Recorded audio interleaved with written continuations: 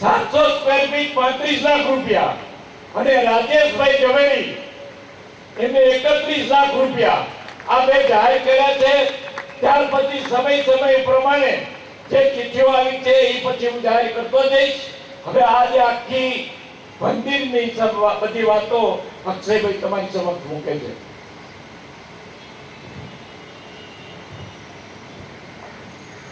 अहो उपकार जिनवर नो कुंद नो ध्वनि दिव्य नो जिन कुंद ध्वनि आप्या अहो ते गुरु कहन नो। अपना सोनगढ़ समाजना पूज्य गुरुदेव श्री कांजी स्वामी ना बे रत्नों अद्भुत रत्नों ब्रह्मचारी श्री वडलाल भाई साहेब वडवाण तथा ब्रह्मचारी श्री हेमंत भाई गांधी तथा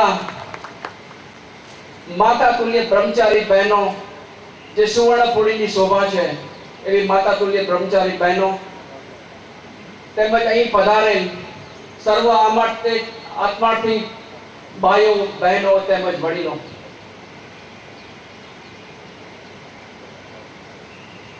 आज जो उत्सव नो जो प्रसंग है जो आनंद नो जो प्रसंग है ये नहीं के कोई पार्ला मंडल नो है ये अपना मुमुक्षु समाज नो है एक कांजी स्वामी समाज नो है एक दिगंबर समाज नो है।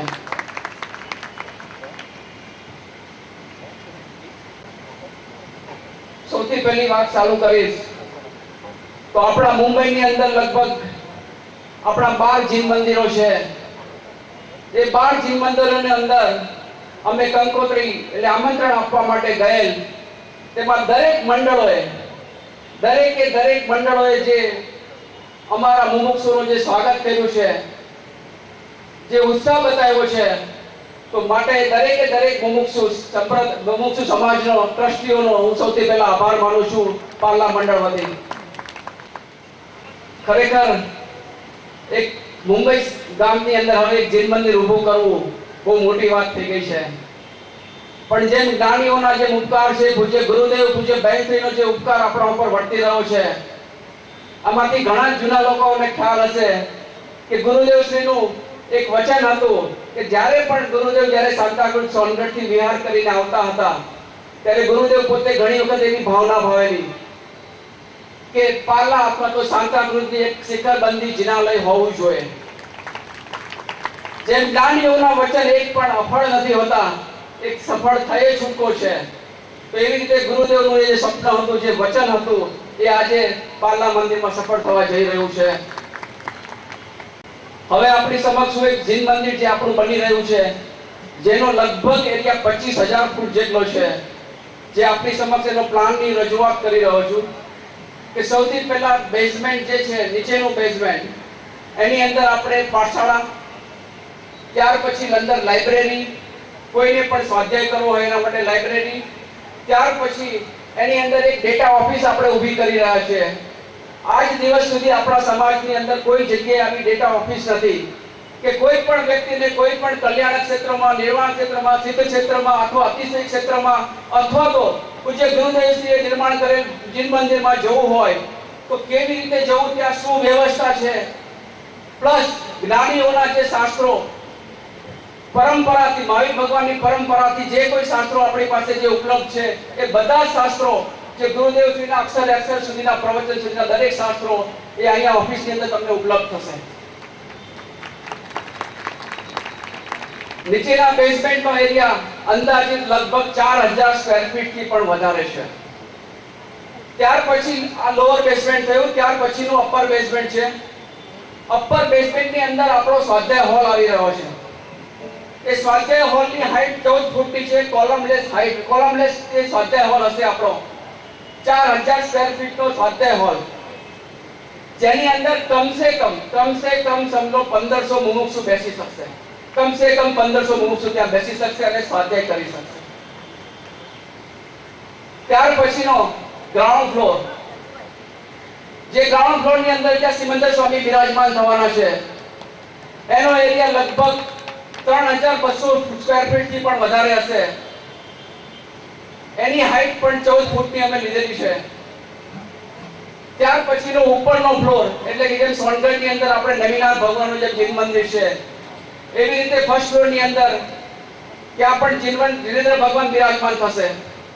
એટલે આવી રીતે કુલ મળીને લગભગ કન્સ્ટ્રક્શન એરિયા આપણો 25,000 ફૂટ થવા જઈ રહ્યો છે.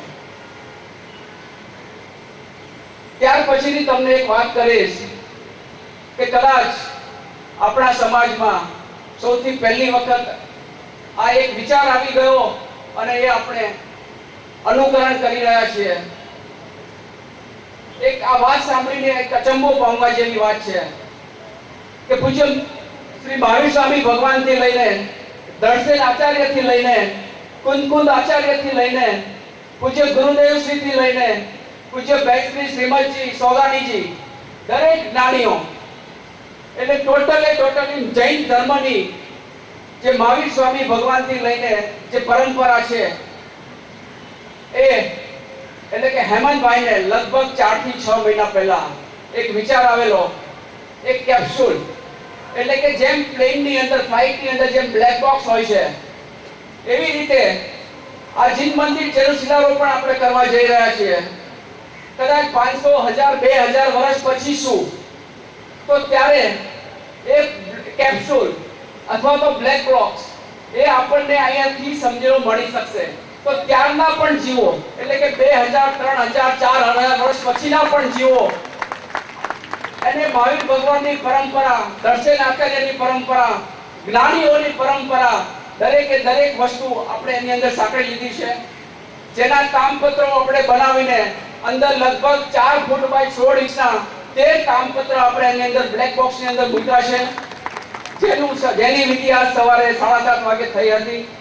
તો એક આ બહુ ગજબની અને અજબ વિચાર એક હેમંતભાઈને આવેલો હતો અને એ વિચાર જે એમનો આવ્યો હતો એનું આપણે આજે એનો શિલાન્યાસ વિધિ પણ ઓલરેડી સવારે આપણે એની કરી લીધી છે. એની અંદર નિખિલભાઈ ઘાટકોપર, રમેશભાઈ ભજન મંડળી અને અલ્પેશભાઈ બલાડવાળા જેઓએ એની અંદર સહકાર આપ્યો છે તે બદલ તેમનો પણ હું આભાર માનું છું. હવે ખાલી 1 મિનિટ લઈશ તમારી. શિલાન્યાસ આપણે ઘણા જોયા છે, ઘણા જ કર્યા છે, પણ આ આપણો પાર્લા મંદિરનો જે શિલાન્યાસ છે જેની ડેપ્થ લગભગ 35 ફૂટ જેટલી છે, લગભગ 35 ફૂટ. મારી એક આપણે ખાસ વિનંતી છે કે આ 35 ફૂટ ડેપ્થ લીધા પછી ત્યાર પછી અંદર 2 ફૂટ ડેપ્થ અમે લોકોએ જ્યાં શિલાન્યાસ વિધિ થવાની છે એની ડેપ્થ લગભગ 37 ફીટ ડેપ્થ આપણે રાખેલી છે કે જે ક્યારે પણ તમે જે ઈંટ મૂકશો તમારી ભાવનાથી એ ઈંટ ક્યારે પણ ખસવાની નથી. એટલે આ એક લાવો એવો છે શિલાન્યાસનો કે એક પણ વ્યક્તિ અહીંયા આવેલો લગભગ 2000 થી વધારે પણ માણસો મને અહીં દેખાઈ રહ્યા છે તો એક પણ વ્યક્તિ આ ઈંટ મૂક્યા વગર અર્પણ કર્યા વગર અહીંથી જાય નહીં એ મારી ભાવના છે. જય જીનેન્દ્ર. ભજન મંડળીવાળા આગળ આવી જાઓ. ભજન મંડળીવાળા આપણે સુવર્ણની અને ચાંદીની ઈંટ ત્યાં સામે ઓફિસમાંથી વ્યવસ્થા કાઉન્ટર રાખેલ છે. ચાંદીની ઈંટના 1000 રૂપિયા, સુવર્ણની ઈંટના 2000 રૂપિયા એમ રાખેલ છે.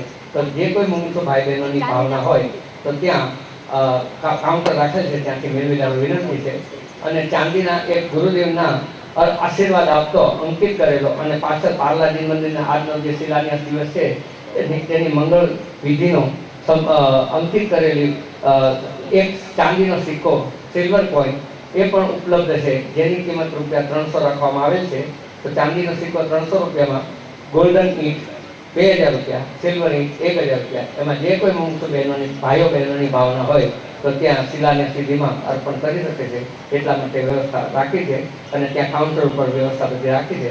તો ત્યાંથી મેળવી લેવા ખાસ વિનંતી છે. શિલાન્યાસ વિધિનું હવે લાઈવ ડેમોન્સ્ટ્રેશન આપણે અહીંયા થશે. મારા મંદિરનો શિલાન્યાસ મારા મંદિરનો મને મળશે મારા નાથ રે સિમંદર ભગવાન રે મને મળશે મારા નાથ રે સિમંદર ભગવાન રે મને મળશે મારા નાથ રે સિમંદર ભગવાન રે મન મળશે મારા નાથ રે શ્રીમંદર ભગવાન રે અવસર આવ્યો છે અણમોલો અવસર આવ્યો છે અણમોલો મને મળશે મારા નાથ રે શ્રીમંદર ભગવાન રે મને મળશે મારા નાથ રે શ્રીમંદર ભગવાન રે મને મળશે મારા નાથ રે મહાવીર ભગવાન રે મને મળશે મારા નાથ રે મહાવીર ભગવાન રે મને મળશે મારા નાથ રે સૂર્યકીર્તિ ભગવાન રે મને મળશે મારા નાથ રે સૂર્યકીર્તિ ભગવાન રે મને મળશે મારા નાથ રે મહાદેવ ભગવાન રે મને મળશે મારા નાથ રે બાહુબલી ભગવાન રે એ તો પૂરા વિતરાગી છે એ તો પૂરા વિતરાગી છે એ તો પૂરા વિતરાગી છે એ તો પૂરા વિતરાગી છે અને ત્રણ લોકના સ્વામી છે અને ત્રણ લોકના સ્વામી છે અને ત્રણ લોકના સ્વામી છે અને ત્રણ લોકના સ્વામી છે પ્રભુ જગજીવન આધાર રે શ્રીમંદર ભગવાન રે પ્રભુ જગજીવન આધાર રે શ્રીમંદર ભગવાન રે પ્રભુ જગજીવન આધાર રે શ્રીમંદર ભગવાન રે પ્રભુ જગજીવન આધાર રે શ્રીમંદર ભગવાન રે જ્ઞાન દર્શન સુખથી ભર્યા ભર્યા જ્ઞાન દર્શન સુખથી ભર્યા ભર્યા જ્ઞાન દર્શન સુખથી ભર્યા ભર્યા જ્ઞાન દર્શન સુખથી ભર્યા ભર્યા આનંદ ગુણોથી ભર્યા ભર્યા આનંદ ગુણોથી ભર્યા ભર્યા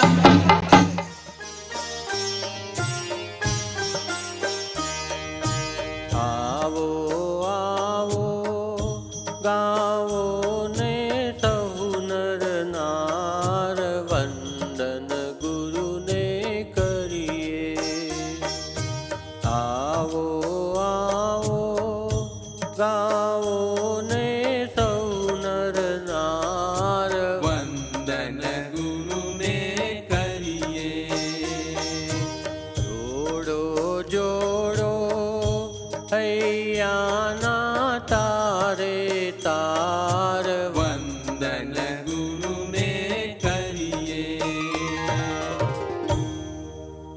તનનો હું તંબુર બનાવું વાણીની હું વીણા બજાવું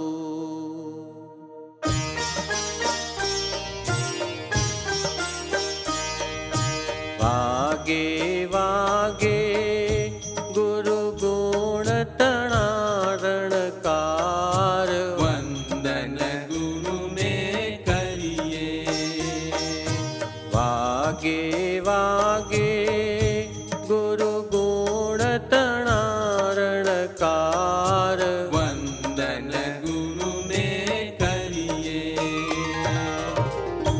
બેકરના હું જાંજ બનાવું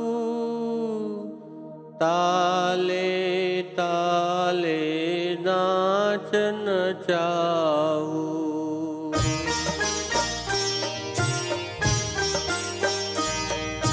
ગાજે ગાજે ગુરુજીના જય જયકાર વંદન ગુરુને કરીએ ગાજે ગાજે વીરના લઘુ